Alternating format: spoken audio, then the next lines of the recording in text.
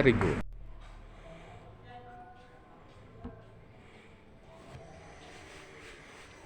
So, ayan.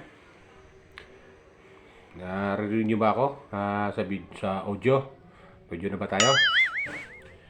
Okay. Good morning. Good morning. Good evening sa inyo lahat. Binabati ko kayo ng maligayang Pasko at manigong bagong taon. Sana po nasa mabuti kayong kalagayan at malayo sa karamdaman. So, ayan, saan man kayo palig ng mundo na naroon, sana po nasa mabuti kayong kalagayan. Kayo mga OFW na mga nagsisikap, pagtrabaho para sa kanilang pamilya, pinabati ko po kayong lahat. At saan man kayo palig ng mundo, kababayan natin, binabati ko kayo ng maligayang Pasko at maligayang bagong taon. Okay? So ako ay magko-comment lang doon sa kay Pugong Biyahero. Magko-comment lang ako doon sa kanyang vlog na napanood ko noong isang araw. Noong isang araw napanood ko 'yon. So, ang sa akin lang, ay i-comment ko lang. Shout out sa iyo, Sir Pugong Biyahero. At napakabuti ng iyong puso.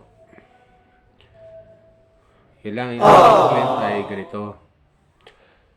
Napanood ko yung kanyang video sa bahay nila nung umuwi siya at yung timong sila ng Pasko ng kanyang pamilya. At napanood ko, napakaganda. Nakakatuwa at masaya rin ako habang nanonood sa kanya. Ay natutuwa ako sa kanya talaga, grabe. Maganda talaga yung samahan talaga ng pamilya ni Sir Pugong Biyahero. Nakakatuwa. At wow! Malapit sa puso niya talaga yung para talaga sa mga kababayan natin na nangangailangan. At nakikita ko, pag nakita mo isang tao ay malapit sa kanyang pamilya, buong puso ang kanyang pagkalinga at pagtulong o pagmamahal, ay natutuwa ako. Dahil pag nagmamahal kasi yung pamilya, hindi may wawala o may wawaglit sa sarili mo na tumulong sa ibang tao. Maniwala ako sa'yo. Kaya nung mapanood ko yun, ay labis ako natutuwa sa kanya. Tulad ko sa akin ngayon, nagdiwang kami ng Pasko.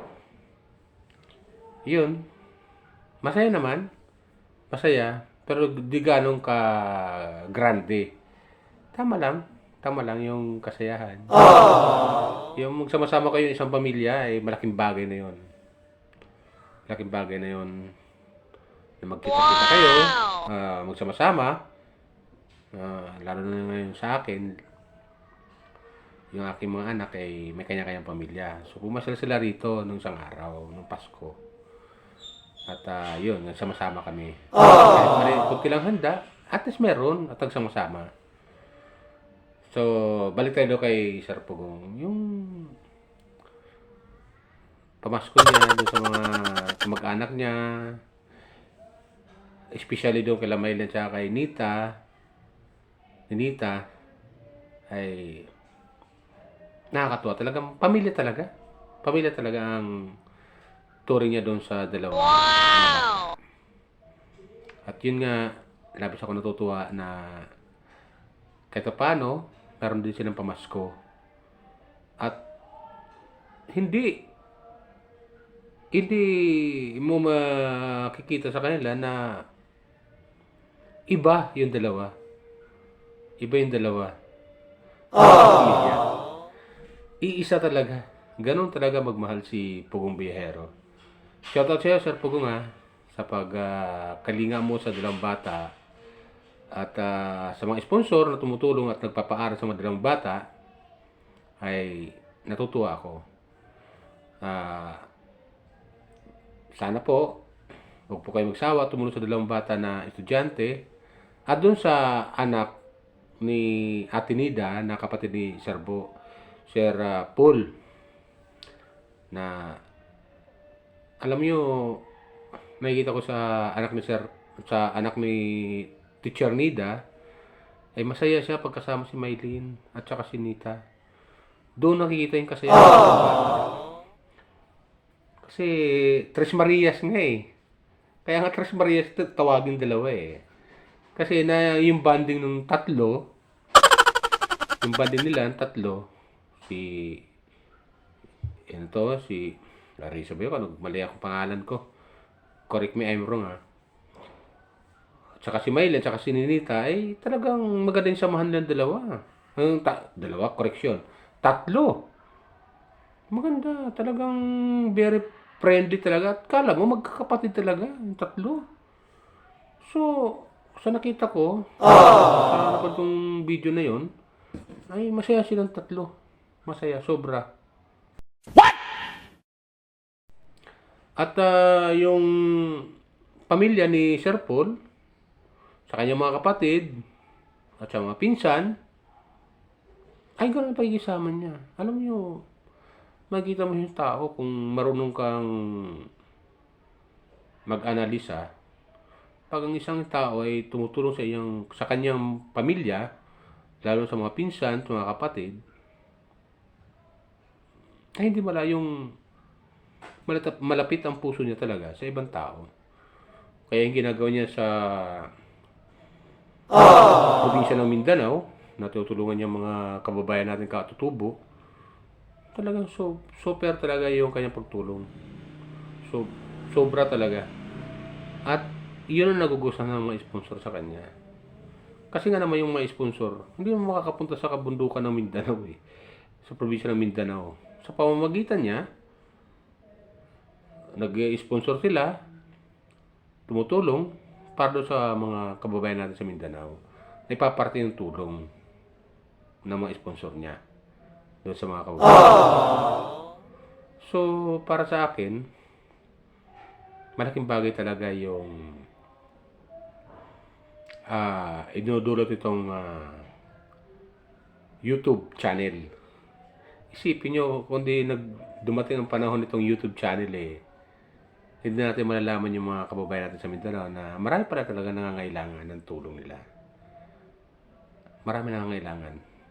Kaya nakakatuwa lang na pamamagitan ng YouTube channel ay napapaabot yung tulong ng mga kababayan natin sa probinsya, lalo na sa mga katutubo na nangangailangan ng tulong na ipaparating sa pamamagitan ni Pugong Biyahero. Kaya bilib ako. Shoutout sa iyo, Sir Pugong. Shoutout sa iyo.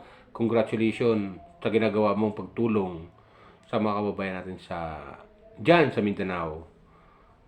Lalo yung mga katutubo natin, mga kababayan natin katutubo dyan sa Mindanao.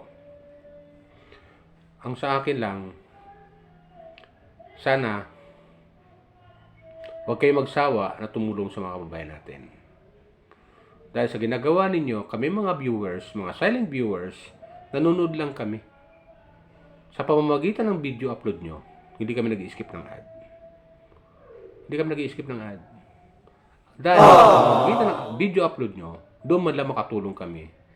Dahil sa ginagawa nyong pagtulong at pagkalinga sa mga kababayan natin sa Mindanao. Diyan lang kami makatulong, yung hindi mag-skip ng ad. Para kahit paano, kumita kayo or makatulong sa mga kababayan natin sa Mindanao. Totoo ba yan? Kaya, sa akin lang, kung yung mga sponsor nyo, sana dumami at marami pang makapanood sa inyo na may kababaang loob at malaki yung pusong pagtulong sa kapwa at magtiwala sa inyo lalo na sa mga kababayan natin sa Mindanao. huwag kayong magsasawa. Huwag kayong magsasawa dahil ang mga kababayan natin dyan sa Mindanao. Kasi dyan nakatutok si Sir Paul eh. Si Pugong Biyahero sa Mindanao eh. Sa totoo lang, siya lang yung nakagawa ng ganyan. Ang daming mayayaman dyan sa Mindanao, hindi nagawa yan dyan sa Mindanao eh. Pero si Sir Paul, nagagawa niya yan. Hindi nararating yung kabundukan ng Mindanao. Yung mga babayan natin dyan sa Mindanao na mga mayayaman, na mga tumutulong, hindi nakakarating dyan sa kabundukan. Wala pagmamahal yung iba eh.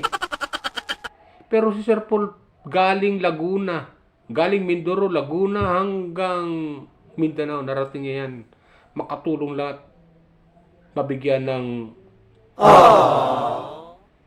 kaligayahan yung ating mga kabayan dyan sa Mindanao. Lalo-lalo yung mga estudyante dyan sa Mindanao. Na handang mag-aral at matuto na pagdating ng araw ay pakikinabangan na ng ating gobyerno. Ang dami ng mga pangarap ng mga batang scholar na pinapag-aral. Kung tatanungin mo, yun ang pangarap nila. Teacher, police, sundalo, yung iba. Dahil napapanood ko nga sila eh. Napanood ko nga ng video eh. Pag tinatanong yung mga bata, anong pangarap mo? Teacher, karamihan teacher. So yan, ang sa akin lang kasi, gusto ko lang iparating sa ating gobyerno, dapat naman, pagsabihan nyo naman yung mga kuha natin dyan sa gobyerno sa Mindanao na paminsan-minsan gumala naman sila sa Mindanao at papag-arali doon sa kabundukan ng Mindanao. Lalo na dyan sa Bukidnon, sa probinsya ng Bukidnon, Davao, sa probinsya ng Davao. Akatin naman nila, huwag silang maging tamad sa kailang trabaho. Nakalingain na yung mga kababayan natin, lalo na yung mga kabataan na may prosigido mag-aral at mangarap at nangangarap na dumating sa punto marating lang yung kanilang mga pangarap at pakatulong sa mga kababayan natin, kababayan nila na nangailangan din ng tulong dyan sa Mindanao. So, yun lang sa akin. Pinapanalangin ko lang kay Sir Paul na sana manatili kayo sa pagtulong dyan sa mga kababayan natin, lalo na sa mga estudyante, mga scholar dyan sa Mindanao, yung mga kababayan natin, at sa kanilang pamilya. Marami pa kayo matulungan ng mga kababayan natin na nangangailangan dahil marami pa kayong ma-obserbahan dyan ng mga kababayan natin na nangangailangan ng tulong nyo. Shoutout sa iyo, Sir Paul. Pagpatuloy nyo lang po yan. Dahil ang lahat ng yan ay malaki rin ang balik sa iyo na pong may kapal. Pero ganoon pa man, mag-iingat lang lagi kayo. Mag-iingat lagi kayo sa iyong mga biyahe. Dahil alam nyo naman dyan yung lugar sa Mindanao ang kalsada, lubak-lubak. Mag-iingat kayo sa pagbibiyahe nyo sa araw-araw na ginagawa nyo sa biyahe. Tulong nyo sa mga Well, maniwala ako sa'yo. Kaya ang masasabi ko lang, sana marami pa kayong matulungan ng mga nangangailangan dyan sa Mindanao. Wow! At sa iyong team, nagpapasalamat ako sa inyong team na tumutulong sa mga kababayan natin na mga nangangailangan dyan sa Mindanao, especially yung mga estudyante na nangangarap na makapagtapos sa kanilang pag-aaral. Huwag po kayo magsasawa sa pagtulong sa kanila. Yan lang po sa akin. At maraming salamat po sa inyo lahat na nanonood ng aking video tungkol kay Sir Pugong Biyahero as in Paul. Siya po si Pugong Biyahero na tumutulong. So, baybayin po natin, supportan po natin at subscribe yung kanyang mga video upload. At huwag po tayo mag-i-skip ng ad. Okay? Yan lang po matutulong natin sa kanya. Yan lang po. Nga pala, paalala ko lang po, huwag niyo pong subscribe, like, and share sa aking YouTube channel. Randy Chinel. Yun lang po. At huwag po tayong mawawalan ng pag-asa ng mga kababayan natin dyan sa Mindanao. Tayong lahat na nangangailangan ng tulong na darating ang araw matutulungan din tayo ng pagmaikapan. Tulog tayo mawawalan ng pag-asa na darating ang araw giginhawa rin ang buhay natin. Okay? Yun lang po. Maraming salamat. Oh my God! Wow!